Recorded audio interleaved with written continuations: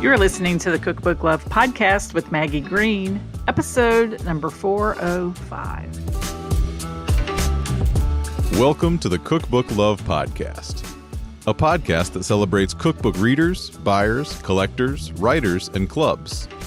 And now your host, cookbook author, culinary dietitian, and cookbook writing coach, Maggie Green.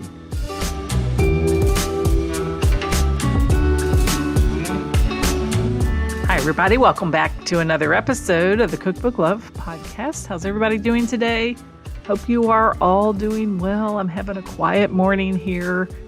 Looking forward to sharing this episode with you and talking about a topic that I've covered actually sort of before, and that's the unintended, unexpected benefits of building an author platform. In episode 393, I talked about how our author platforms are not just a follower count. So if you want to head back to that episode and you can tune in there, and I talked a little bit about how this platform isn't just about counting followers.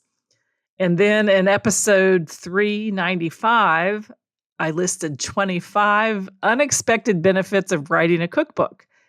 And I think sometimes we get so focused on the goal, the cookbook, the platform, that we fail to really stop and slow down to see the benefits for ourselves and for our readers of doing something, and who we become in the process of doing something like building an author platform.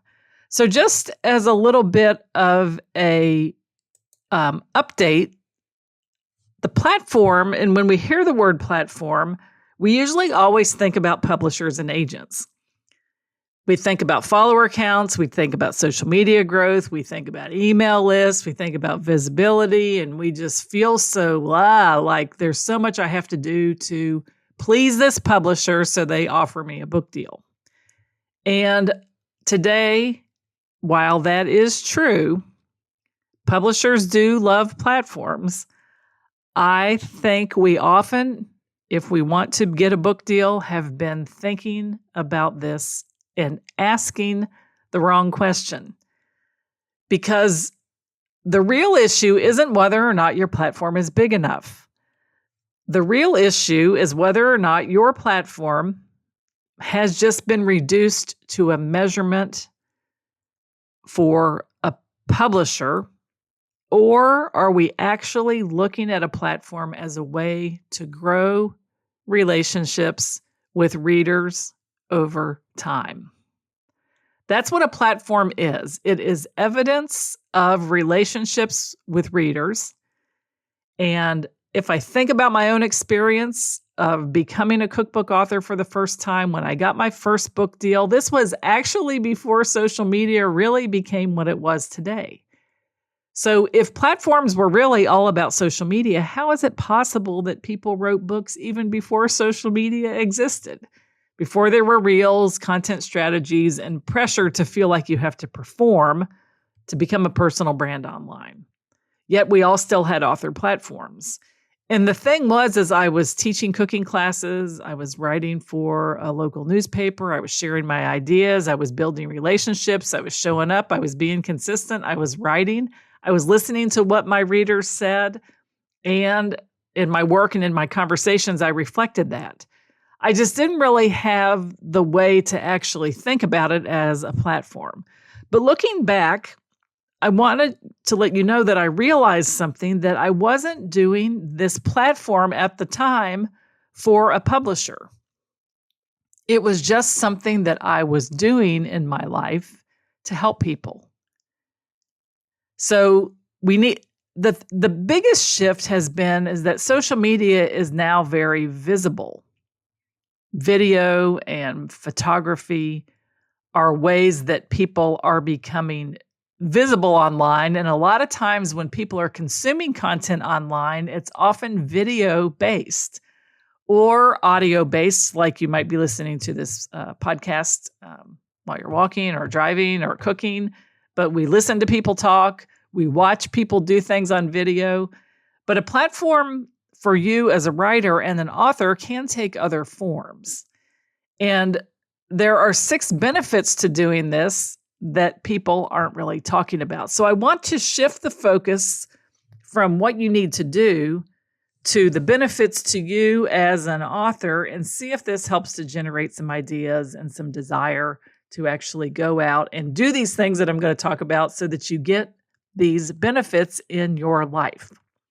Because so number 1, I want you to think about a platform as a way to build relationships with real people, real relationships with real people. Because before you can actually write a cookbook, you have to understand who it is you're actually writing for. Not just in real life. Not just in theory, but in real life. Who you are writing your book for. Now, most authors start with like a very general idea of who their reader might be: busy moms, home bakers, people trying to eat better. And these categories work to kind of get you into the mindset and the space where these people might be. But the platform, when it puts you in contact with real busy moms, real home bakers, real people trying to eat better or improve their nutrition, they start to ask real questions back to you. And something important happens in this back and forth between you and your readers. You start hearing them as people. You start to hear their frustrations, their desires. You get to hear their emotions. You get to see how they feel around food, how they feel about time, how they feel about themselves, how they care for themselves. And slowly, this reader isn't just an idea, it becomes a person who you're actually writing for and building a relationship with. Do you know that the secret to happiness is helping people and loving people more? If you want to be happy in your life, serve somebody, help them, love them. And this is not always easy. It's often a sacrifice to do it, but this is where true happiness comes from.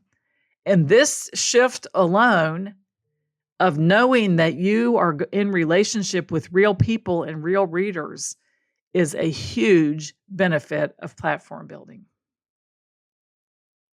Okay, now publishers are going to love it if you're in relationship with people, but I want you to remember that this is also the ticket to your ultimate happiness, to helping people feel better in their life, have a better life, and your reader will feel better because you're helping them. So that's the first benefit, is you get to build relationships with real people. I will never, ever forget the relationships that I have built with people over the years because of my cookbooks, because of the business I've built, building the Cookbook Writers Academy, because of the people I've met and served through the courses and programs that I've taught, and because of people like you who listen and write me emails to let me know that you're listening and to build a relationship with you as well. At the end of your microphone, at the end of your pen, at the end of your video, at the end of your teaching, your sharing, it's always about relationships with people. The platform might be a result, but the benefit for you is relationship and connection. And helping people just is generally a very fulfilling and rewarding thing to do. The second thing is that your platform is going to help you sharpen your message. You're going to get feedback from people. I pay attention to the emails that I send out that people respond to. I pay attention to podcast titles that really resonate with people.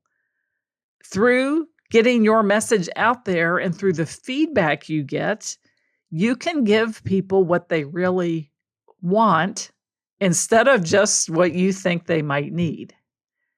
Your expertise is not the same thing as being clear on how you can help people.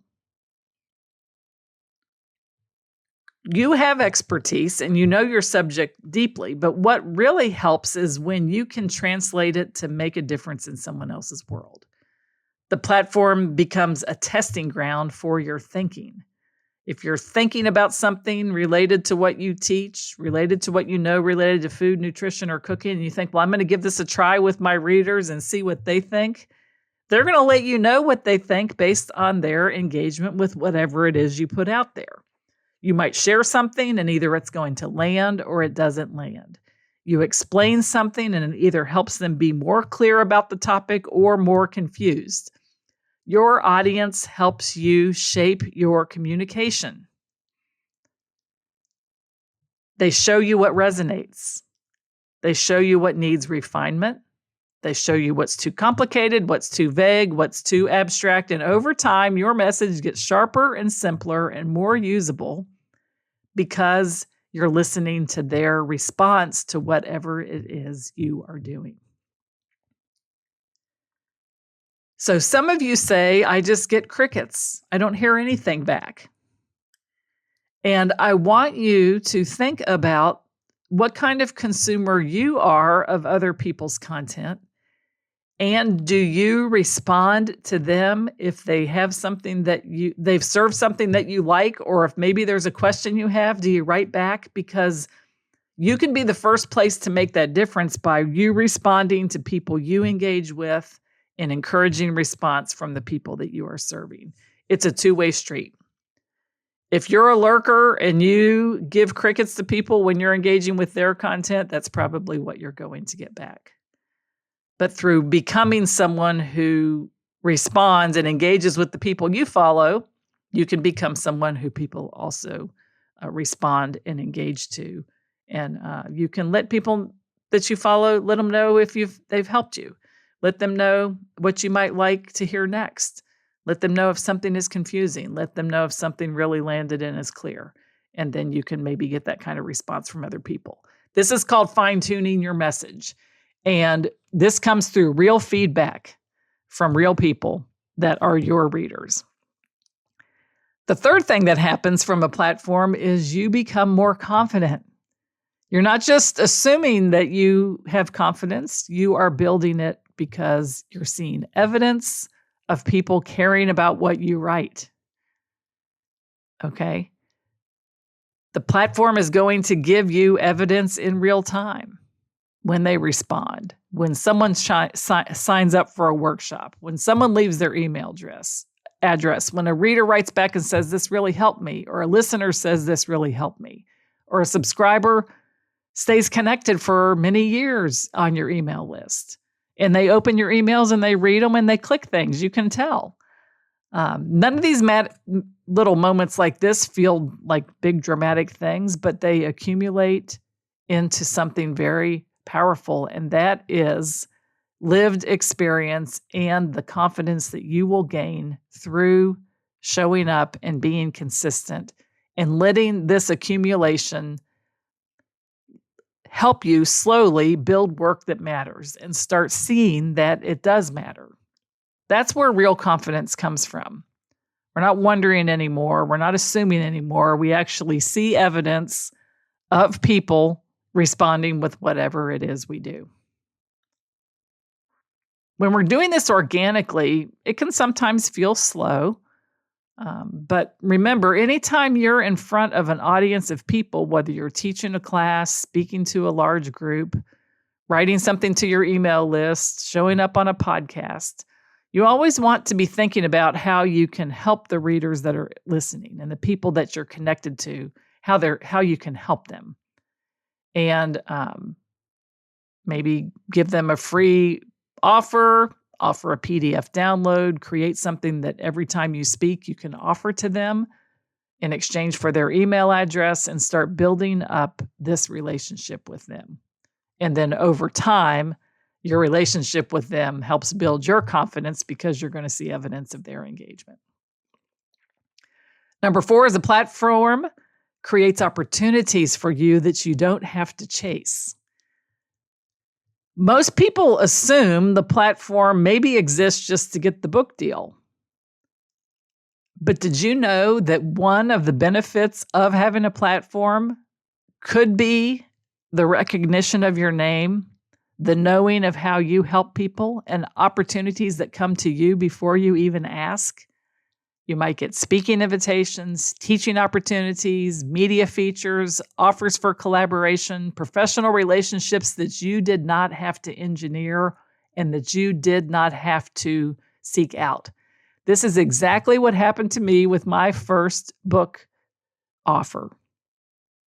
I volunteered for different opportunities. I wrote for a paper. I taught cooking classes, and someone approached me about sending a proposal for my first book. I was not chasing that opportunity. Because I was visible to them, they approached me about offering me the opportunity to write a proposal for them. So what if your platform benefit was that a publisher reached out to you, or that an agent was attracted to you before you even wrote a proposal? Totally possible. This happens all the time. So the platform could really be the ticket to the opportunity for the book that you want to write or other opportunities to come along. And the platform then becomes an asset that helps expand your work and your voice far beyond just a single publishing goal.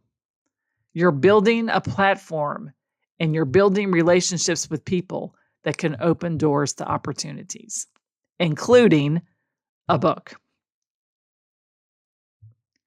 The fifth thing is that a platform could move your impact into today, right now. This is a very important way to think about your impact. You believe that your impact could begin when the book is published.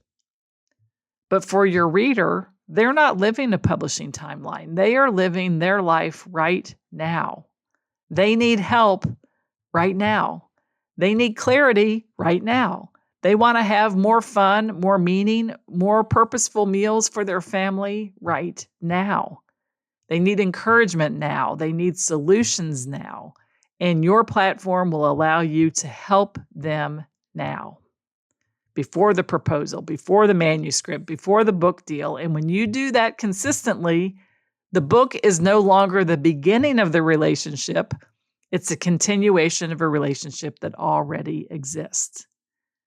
And that changes the entire meaning of being an author. Being an author means that you have built relationships. You can move people into action now. And when the book comes out, you move them into action again and they buy your book. So think of your platform as a way that you can help people today. And that really does change everything. I like to think when I'm speaking into this microphone that there is somebody listening to this that I can help shift the way you are thinking about yourself and your book project right now, today. And that helps me to want to speak every week more clearly, be more connected, and know that I can help you right now in this very episode before I do anything else related to other books or projects that I have. And it could be that people that listen to my podcast that I can help right now join my email list. They take me up on one of my free offers, maybe a class, maybe a PDF. Then they buy a workbook or they buy a class. And then they enroll in a program. You see, because I build relationships before I ever expect anybody ever to give me any money. I give you tons of value and hope that somewhere down the line, some of you will come back and return the value to me. But I know I can help you now. I am helping you now. And you can do the same with your readers right now, helping them before anything happens related to your cookbook deal, your cookbook proposal, or your cookbook manuscript. Number 6 is the platform will stay and continue when everything else changes. Let's say publishing trends change, social media shifts happen, algorithms evolve, books move in and out of attention. But one thing that will always remain consistent is you and your relationship with your readers. And trust compounds over time. It has a compound effect. If someone trusts you, usually, unless they just decide that they really don't want to listen anymore about cookbooks or cookbook writing or the type of food or cooking that you do, they could unsubscribe, but usually trust compounds and deepens and accumulates over time. It's like raising children. We make little deposits in the trust bank with our children every single moment of every single day.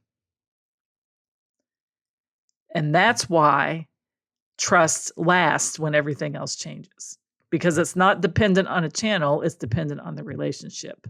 And if the relationship is built, you can carry it forward regardless of what happens out there in publishing or social media. You can continue relationships with people. It's your decision to do that, and people will want to continue a relationship with you. So these 6 things reveal something important. The benefits, again, are that number 1, you build real relationships with readers. You get to sharpen your message through real feedback. You build your own confidence. You're not assuming anymore. You have evidence that they're listening, evidence that they need what you have to offer. It will create opportunities that you maybe didn't have to chase. A platform will move your impact into the present tense right now. And then the platform is something that is going to stay and be built, even if everything else changes. So when you think about this, the platform is not just a marketing requirement, and it's not just about visibility. It's a system that helps shape you into an author long before you publish your book. You have real relationships with real people, real readers, and you get to do all the things about your message and your confidence and your opportunities, and you're building something that truly does last. When I go back and think about my first book deal, because what I had wasn't an audience in the modern sense, but I know I had relationships with people. People who knew me, who trusted me, who listened to me, who learned from me, who responded to me, and a publisher noticed, and they offered me a book deal.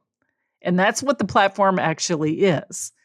It's not performance or numbers or reach. It's what happens when an author and a reader begin shaping each other over time. You help them, and they respond. Stay on your list. You help them, they respond, maybe sign up and take a class. You help them, maybe they never even do anything to give you any kind of money, but they stay on your list and they open and read your emails. But remember, it's because you are helping them. So what kind of author is your platform currently forming you into? What's happening to you as a result of your platform? Anything beneficial yet? Hopefully, some of this is already happening to you. And if it's not, just remember that through small, consistent things that you can do to build relationships with people, you will start seeing the positive benefits as well. So if you have been helped today to rethink your platform, I do want to let you know that some people wonder, well, what's exactly required for an author platform? What do I need to get in place? So if you're curious about that and you want to know in a real way what you need to build, you can go to cookbookwritersacademy.com/platform and download my Cookbook Author Platform Checklist. You are building these relationships with readers to grow relationships with them, with people who will take action. And when you focus there, everything else starts to fall into place. You inspire people to take action. You inspire readers to take action. You inspire publishers to take action. You inspire agents to take action because you're taking action. And it's like a little action wheel. But it all starts with you, and the benefits all come back to everybody, quite frankly. You benefit, your reader's going to benefit, and ultimately publishers benefit too because they're engaged with readers and engaged with an author like you who has built readership with people and built trust with people.